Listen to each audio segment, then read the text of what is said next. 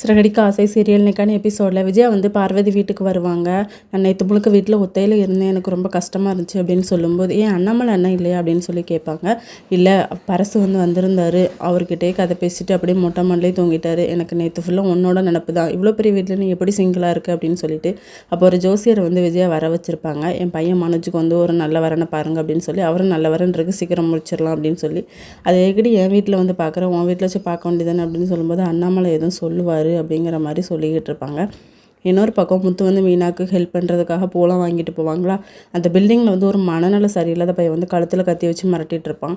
அதுக்கப்புறம் மீனா தான் ஒரு ஐடியா கொடுப்பாங்க. ஸ்ருதி கூட அங்கே வந்திருப்பாங்க.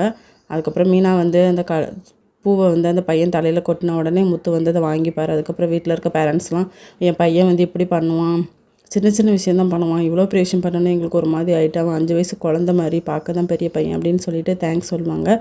அதுக்கப்புறம் மீனாவும் அவங்க வேலையை பார்க்க வந்துடுவாங்க. இன்னொரு பக்கம் மனோஜ் வந்து அவங்க ஃப்ரெண்டுக்கு ஆல்ரெடி சொல்லி அமுச்சு விட்ருப்பாரு. நீ வந்து அந்த ரோஹிணிக்கிட்டே இப்படி பேசு, உனக்கும் அவளுக்கும் லிங்க் இருக்க மாதிரி நான் வந்து வீடியோ எடுத்துடுறேன், அது வந்து எனக்கு டைவர்ஸ் கிடைக்கும் அப்படின்னு சொல்லிட்டு ரோஹிணிக்கிட்டே வந்து பேசிக்கிட்டு இருப்பாங்க.